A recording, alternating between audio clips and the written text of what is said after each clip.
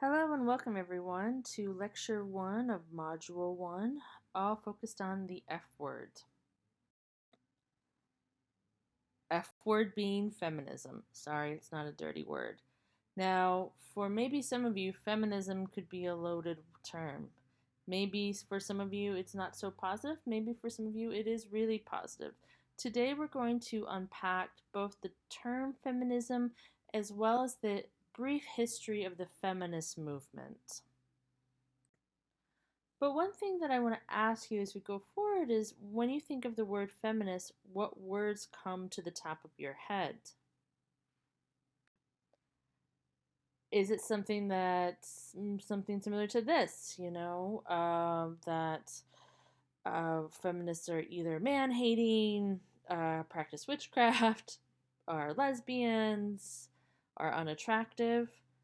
And to be fair, if you had these ideas about feminism, um, they're pretty well frequented in the media. So it's a very popular conception of what feminism is, though it is completely inaccurate. Or maybe you might even think of yourself as a feminist or others as feminists, or even have positive ideas about what feminism is.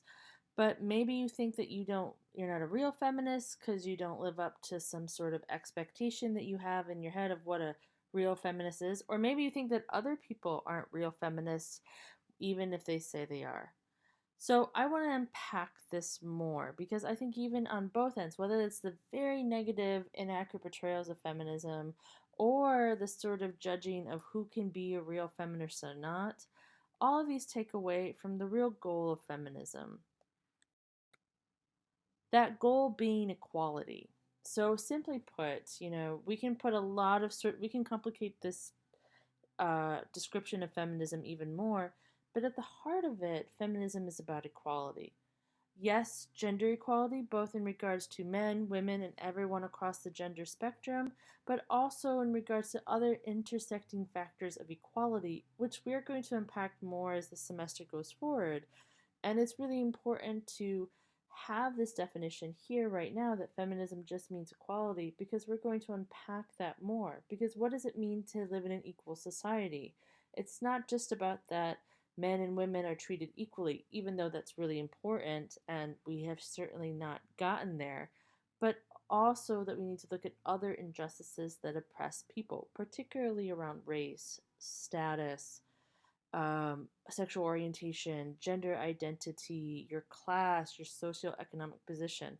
All of these impact equality, especially equality in regards for women's equality. One of the core sort of discussions around oppression, particularly as it relates to women and inequality, is around sexism. And I just want to give you the working definition here and know that as we go forward, we'll unpack it some more. Simply put, sexism refers to prejudice, stereotyping, or discrimination on the basis of sex. Here's the thing, sexism can affect either gender or genders, meaning that it's just not strictly related to women, that women only experience sexism. Men, as well as everyone across the gender spectrum, have at one time or will experience sexism. However, and this is really important, especially when we start talking about intersections of oppression and privilege, that yes, sexism is more documented against women and girls, and the consequences around sexism are usually much more severe for women and girls, right? So it doesn't mean, again, that men don't experience sexism, meaning that they don't experience discrimination, stereotyping, or prejudice on the basis of their sex, but the consequences of that sexism might be less severe or even less frequent than what happens to particularly women. I also want to just sort of dispel this right now because I think this kind of distracts us from the argument. Again, we're working with the argument that feminism equal is about equality, equality for everyone. And oftentimes when I teach this course, students then ask me questions like, well, what does that mean? Does it mean that like a guy can't flirt with a girl or can't open a door for her because that would be sexism? And the truth is that stuff like that, like pay for a date, open a door, flirt with a person. All these things, as long as they are respectful and consensual, they're fine. Open the door for women. Don't open the door for women. That's not really the big argument. And in fact, sometimes it sort of distracts us from the larger issues. Because regardless or not, worrying about like, oh, guys can't even open a door for a woman, for example, because it would be sexism, goes sort of distracts us from the larger inequalities, what women are really talking about, such as income inequality. And we're going to talk about this in the module around workplace inequality, but statistically saying, when we look at women who are working in the same job, same field, same, background, positions, and so forth, we see across the board, when we look at sort of reports on payment, that women are paid from a range of 79 cents to or 89 cents to 55 cents less than their male counterparts in the same job and same qualifications. That is real inequality. That is something that really matters, especially as it matters to you as students, whether you are male, female, identify anywhere along the gender spectrum. You are all here taking this course to get an education, to advance further in whatever goals you want.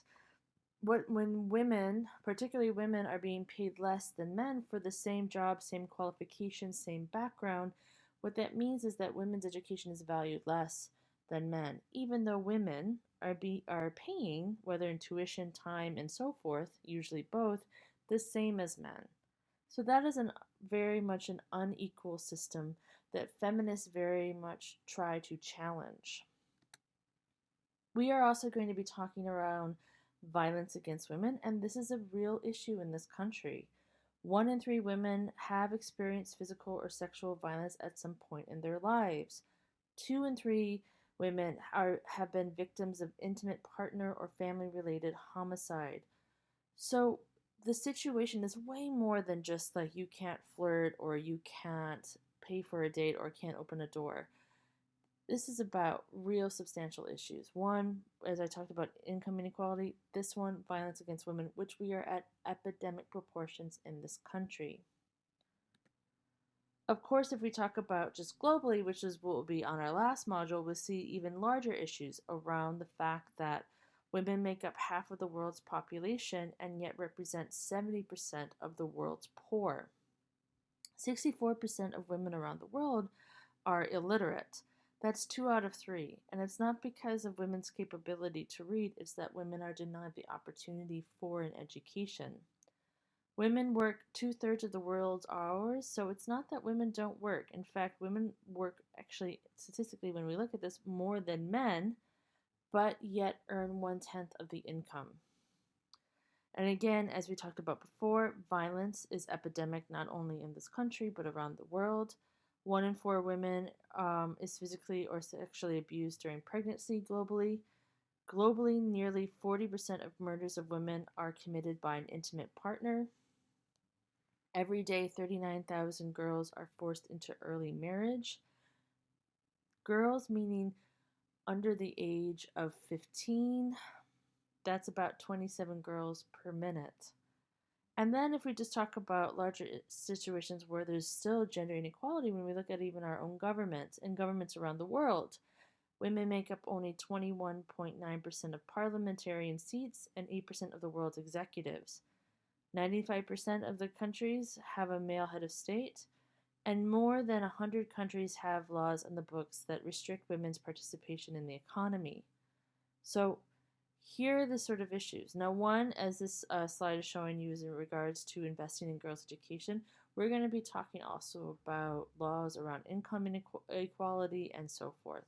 But these are the issues that feminism are focusing on. It's not about simple things like opening a door or women shouldn't wear makeup or any sort of these like very insignificant things. It's about real issues. I also want to say this before we get into the next part of this lecture, which is going to be more about the history of feminism, that as I'm talking about sexism, or anything. We're going to be talking about patriarchy. We're going to be talking about the gender hierarchy. We're going to be talking about male privilege.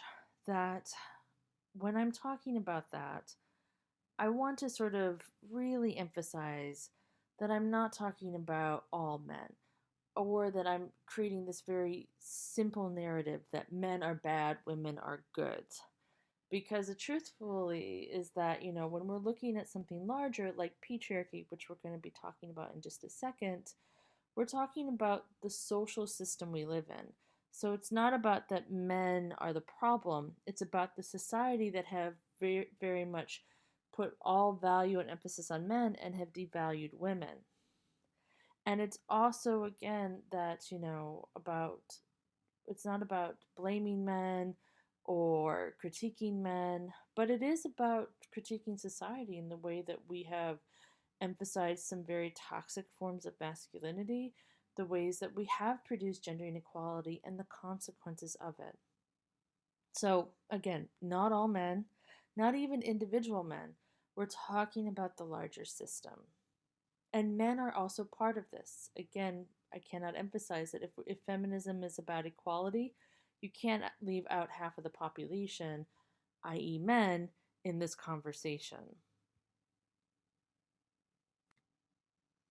Okay, so moving forward, I did want to kind of do a quick run through of a very, very quick breeze of the history of feminism in the United States. Know that this is very much a overview and not an in-depth analysis, because again, we just don't have the time for it. But I did wanted to give you sort of a key kind of understanding of the general timeline of the feminist movement in the mainstream culture.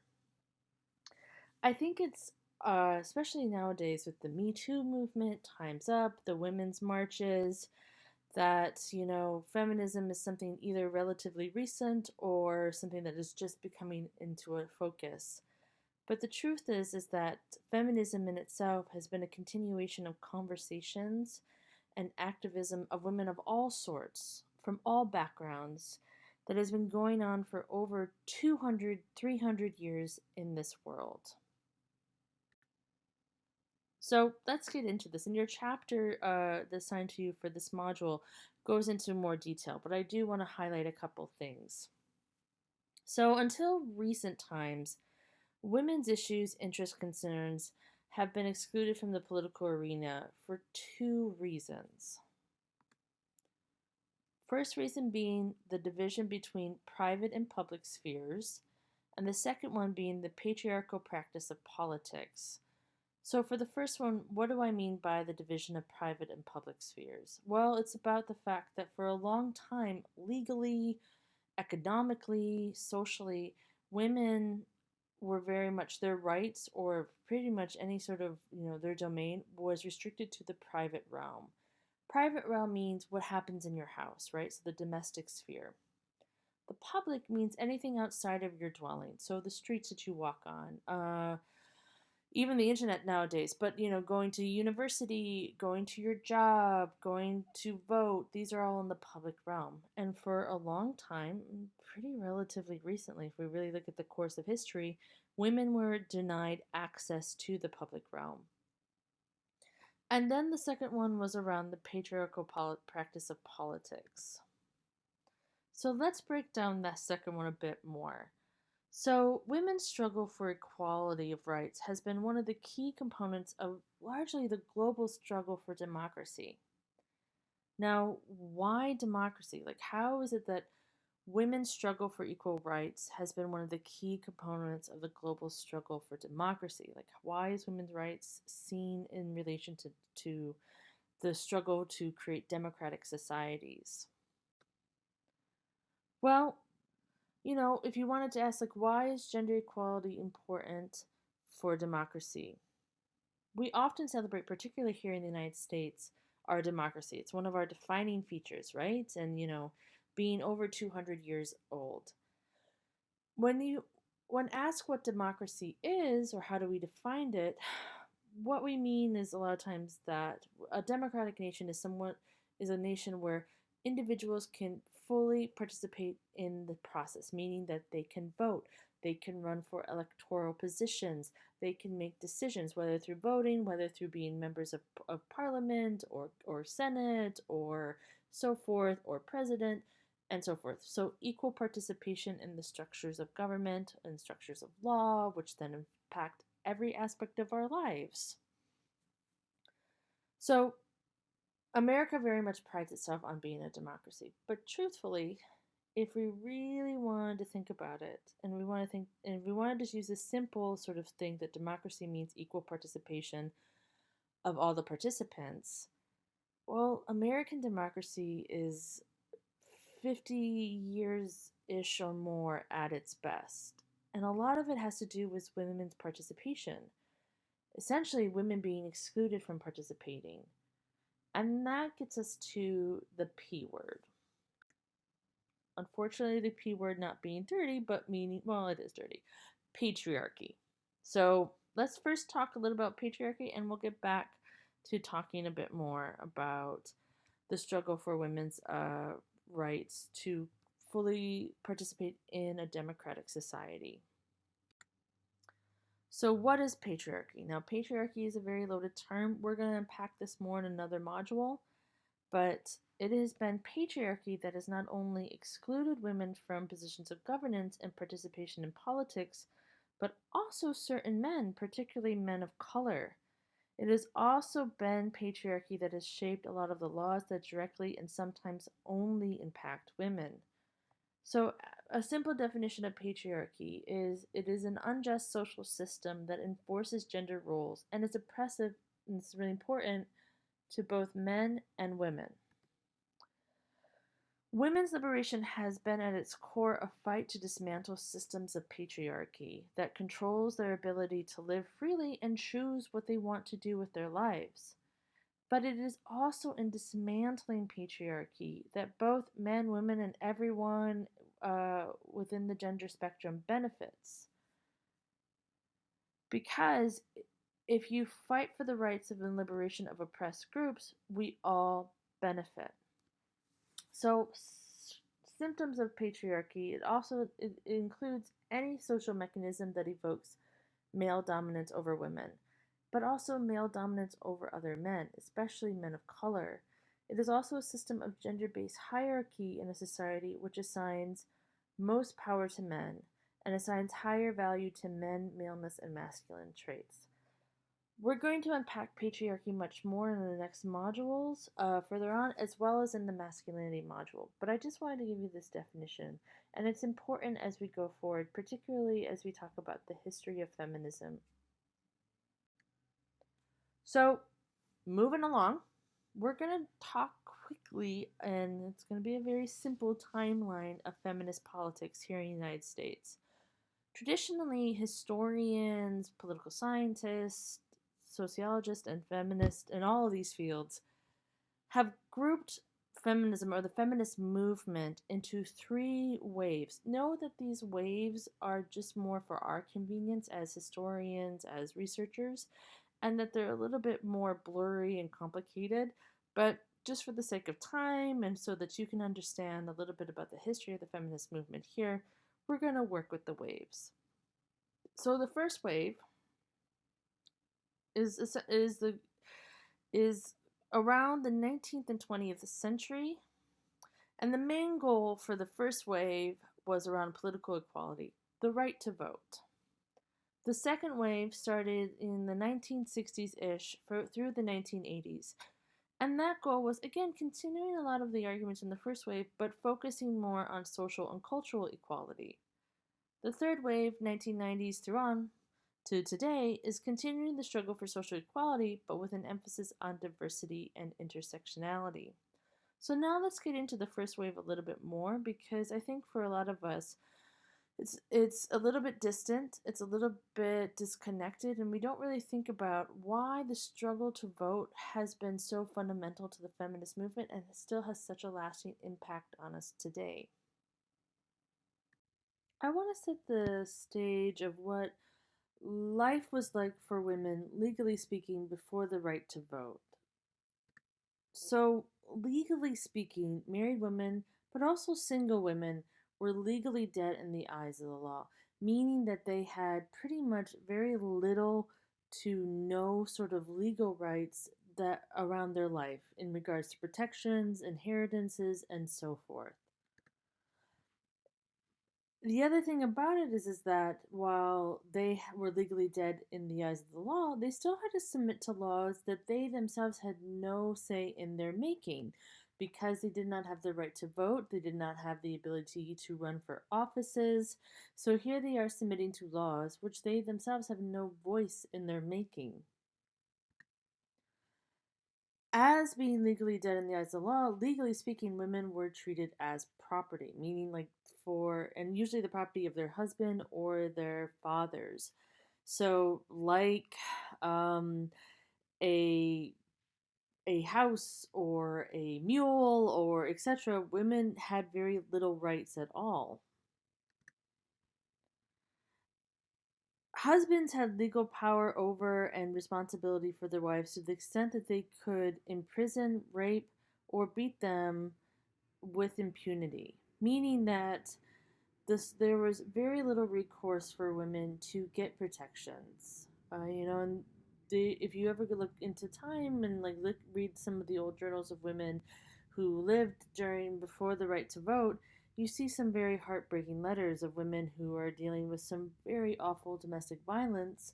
They go to the police, the local priest, the local town official asking for help, and oftentimes their help was denied, and in fact, women were blamed for causing their husbands to beat them or something worse.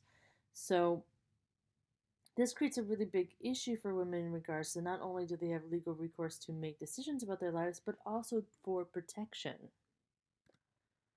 Divorce and child custody laws favored men, giving no rights to women. So divorce has been here since forever, but all the legal rights and pretty much the whole law was built towards men because were legally dead in the eyes of the law. Therefore, if a woman wanted to leave an abusive spouse, she could, though she would probably have no rights to the house or to her children. Here's the kicker, though. Even though women had no sort of legal recourse to interject in laws, policies, taxes, etc., because they did not have the right to vote, they still had to pay property taxes, even though they had no representation in the levying of these taxes. Most occupations were closed to women, and when women did work, they were paid only a fraction of what men earned. Women weren't allowed to enter professions such as medicine or law. That doesn't mean that women didn't work. Many women worked in very low paid jobs, such as in factories, in the farm, and so forth, but higher, more skilled jobs like practicing law, medicine, and so forth were denied towards women. Women had no means, therefore, to get access to higher education or even grade school education because many colleges and schools and so forth denied women entry. And with only a few exceptions, women were not allowed to participate in the affairs of the church.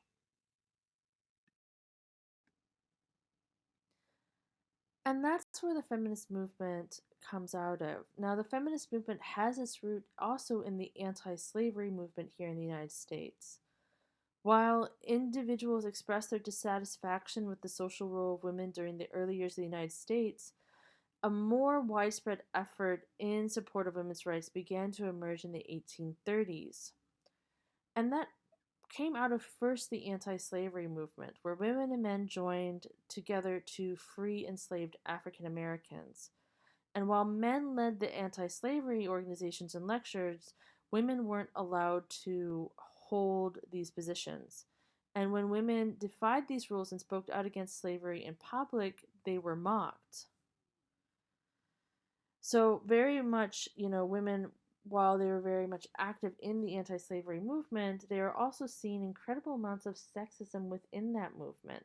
And seeing that, while, yes, of course, fighting and ending slavery and the repression of African Americans is an important issue, gender is also an important issue. And there were many feminists at the time who saw the intersections of both race and gender, one of them being Sojourner Truth, um, She was a African American abolitionist and women's rights activist. She was born into slavery, but escaped with her infant daughter to freedom in 1826. And after court to recovering her son in 1828, she became the first black woman to win such a case against a white man. She was very much active both within the anti slavery movement and the burgeoning feminist movement. A significant date for the sort of birth of the mainstream feminist movement was in 1848 with the Seneca Falls Convention. Several feminists, Sojourner Truth being one of them, did a call for a women's rights meeting in Seneca Falls, New York. About 300 people attended, including Frederick Douglass, an important African American anti slave activist.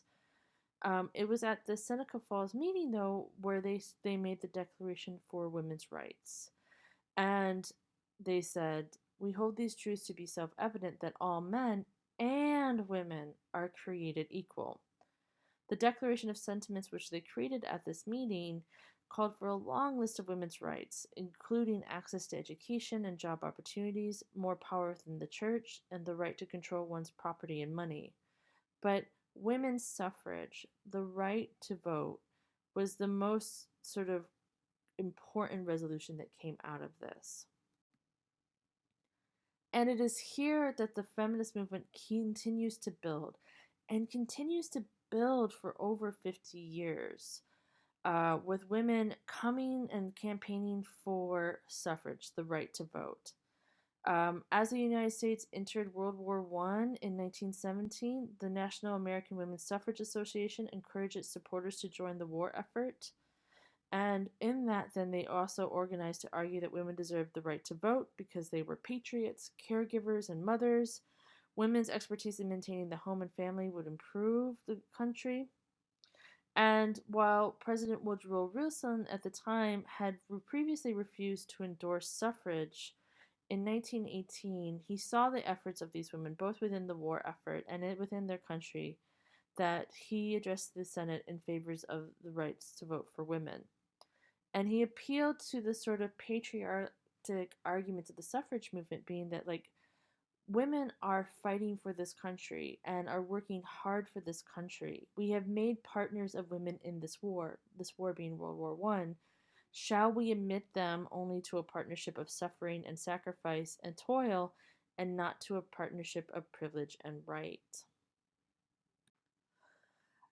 After over 50 years of struggle, the 19th Amendment was ratified on August 26, 1920, which, again, you cannot disqualify how important this amendment was. As noted previously, women were legally dead in the eyes of the law. This amendment changes that, where women now have the right to vote.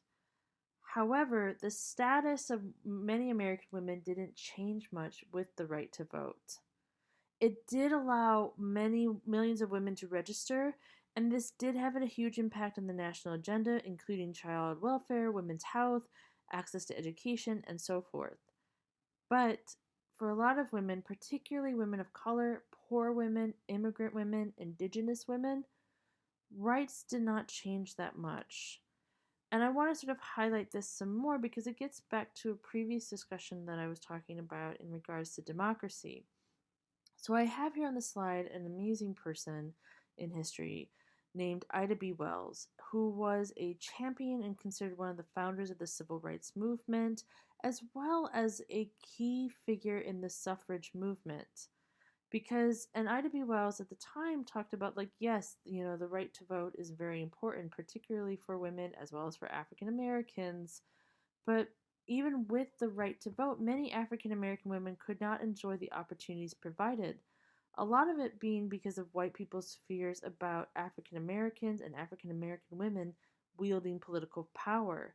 So while there was the right to vote, African American women found themselves targeted by a number of disenfranchised methods, whether that was lynchings, violence, Jim Crow laws that separated particularly women and African American women in the South, but also intimidation practices across the country, including having to wait in line for 12 hours to register to vote, to paying head taxes, to undergoing stupid, really dumb tests, to like guessing how many jelly beans were in a jar in order for them to vote. One of the tests that people tried to put onto African American women in order for them to vote was that they had to read and interpret the Constitution and memorize it before they were eligible to vote. And these obstacles were even worse in other parts of the country, such as, actually inflicting bodily harm and arresting African American women. And really, the treatment of African American men and women continued up until the 1960s, until the Civil Rights Act of 1964 and the Voting Rights Act of 1965. So while the 19th Amendment happened in 1920, it really, if you wanted to sort of do the math and be like, well, again, if democracy is about everybody to vote, well, really then, for a long time, even though legally speaking, African American women had the right to vote, it wasn't until 1965 with the Voting Rights Act that their rights to vote were protected. So, if we want to think about again democracy and how old it is in this country, that number is getting smaller and smaller. And if we add more communities, such as American Indian women, as well as Asian immigrant women, remain disenfranchised because they were denied citizenship and therefore rights to vote. The Indian Civil Rights Act of 1968 allowed Native Americans to vote. So, up until that time, until 1968, Native Americans, American Indians weren't given access to vote. So, again, yes, we got the right to vote in 1920, women did not mean that all women could. So, if we did the math around democracy again, we've now got it up to 1968. And if we look at Chicanas and Latinas, they've been fighting for their voting rights since the suffrage movement.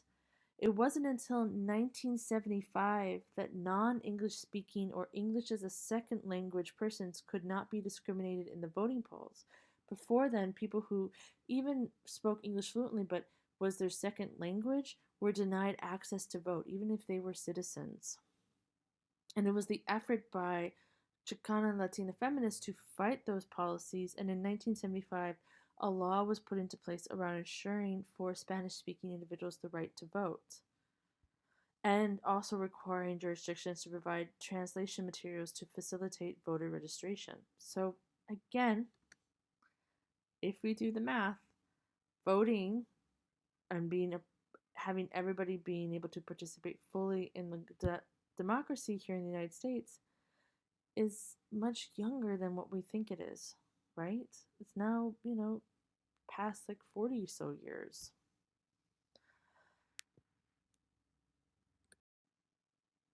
Moving on from the 19th Amendment, and again, cannot emphasize how important that amendment was and how much it did make an impact on women's lives, though it didn't necessarily elevate all gender repression, especially for women of color, poor women, immigrant women, Native American women. That being said, it did open up a lot of doors just by the sheer fact that women could fully participate in their politics, technically, through voting, through running for office, being able to fight against discriminatory policies in work and as well as in education. Other factors also changed the gender dynamics in this country, the country being the United States. World War II was a significant milestone in our country for a lot of things, but one thing in regards to women. Because as most of the men were shipped overseas to fight in World War II, they needed workers to work in the factories, to supply men, to continue our country, to feed the nation, right? So women, a huge number of women, were entering the workforce to work in the factories, and it was the first time that a lot of women first got access to jobs as well as traveling across the country for work. And it made a huge difference. And that sort of taste of freedom, which wasn't really there before. But of course, once World War II is over, what happens? The boys come back and they need jobs. And so you have then this real concerted effort by the US government to get women to go back into the domestic sphere, And you see this sort of relationship between capitalism. So, like, you see all this sort of marketing materials, TV shows, government policies, and so forth, combining together to try to create this idea of women's roles in the home. And this was very much targeted towards white middle class women, because it's important to state here that women of color, immigrant women, poor women continue to work outside of the home. But for white middle class women, they were very much sort of forced, whether wanting to or not wanting to, back into the home to be happy little homemakers and so forth. Well, as you can see, these are just a couple of ads from the 1950s, which are always hilarious. For a lot of women who had tasted that freedom, or maybe just wanted to do something more than just being and working inside the home, taking care of the family, which in itself is a very important job. But if you want to pursue other things and not given access to, can be very frustrating. This is where we get the second wave, where we have then women really sort of talking about sexism and giving names to things that we now not think about, such as sexism, such as gender discrimination. And it's really through the second wave that we get kind of the formations of the feminist movement that we see today. So the second wave can be defined in a lot of ways, but just for brief here, a huge part of the second wave is a continuation of the struggles for equality and justice. Because while the first wave, yes, a huge focus was on suffrage, they were focusing on other things as well, like violence against women, income inequality, and so forth, right? They just thought, and understandably so, that a big way to sort of alleviate or sort of address these issues, gender inequality in general, was to getting women the right to vote. The second wave is like, okay, women get the right to vote, but we're still dealing with incredible amounts of inequality as well as violence and so forth. So the second wave can be defined as a continuation of the struggles of the first wave, but looking at it from a larger sort of policies and institutional perspective. So a couple defining fights within the second wave was around reproductive rights and health for women, as well as domestic violence and sexual violence, equal pay and dismantling workplace inequality, sexual harassment and bias, equal access to education and advancement, and a lot of the gains within the feminist movement today, such as women's equal access to education, the right to access to education, which comes out of Title IX, as well as other laws around the fact that you cannot deny a woman education strictly on the basis of her sex, came out of the second wave, as well as just a larger increased participation in politics and in the workplace, as well as access to reproductive justice things such as abortion and birth control, again giving the rights to women to choose. And we'll talk about these issues later on in the modules, as well as the existence of resources to aid domestic violence and rape victims. So it's through the second wave that you get domestic violence shelters, rape crisis centers, as well as the legal protection of women's rights, come out of the second wave and have just been continuing to fight for them. But they are often taken for granted. I think, the second wave, a lot of the stereotypes around feminism come out of the second wave. Again, as a sort of a backlash to what the second wave was fighting for, which is around gender equality.